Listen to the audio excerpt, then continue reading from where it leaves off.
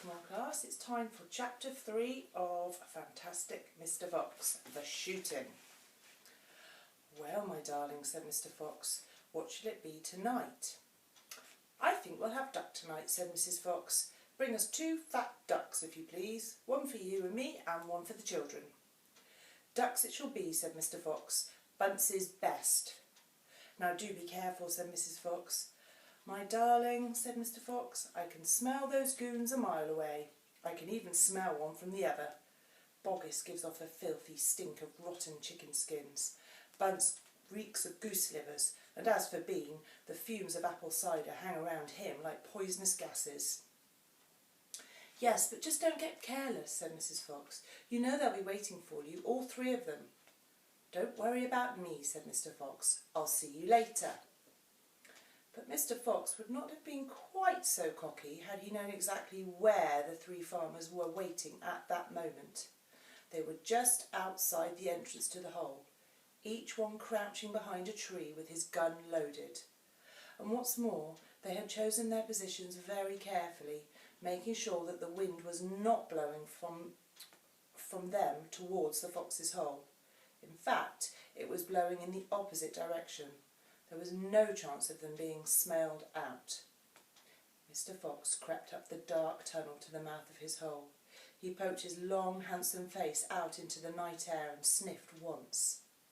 He moved an inch or 2 forward and stopped. He sniffed again. He was always especially careful when coming out from his hole.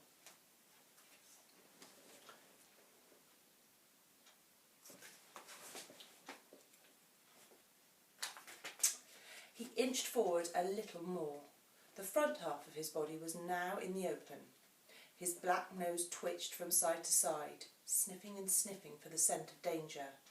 He found none, and he was just about to go trotting forward into the wood when he heard, or thought he heard, a tiny noise, a soft rustling sound as though someone had moved a foot ever so gently through a patch of dry leaves. Mr Fox flattened his body against the ground and lay very still.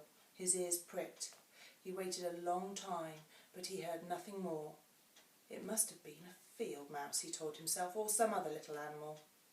He crept a little further out of the hole, then further still. He was almost right out in the open now. He took a last careful look around. The wood was murky and very still. Somewhere in the sky the moon was shining. Just then his sharp night eyes caught a glint of something bright behind a tree not far away. It was a small silver speck of moonlight shining on a polished surface. Mr Fox lay still, watching it. What on earth was it? Now it was moving. It was coming up and up. Great heavens, it was the barrel of a gun.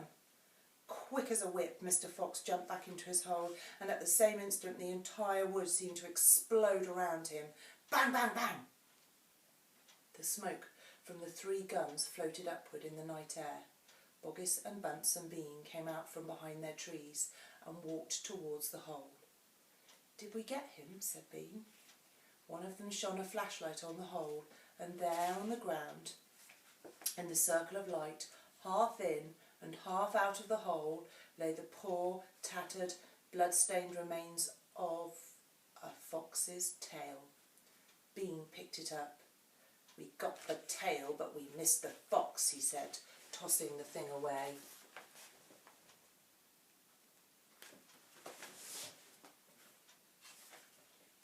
Dang and blast, said Boggis. We shot too late. We should have let fly the moment he poked his head out.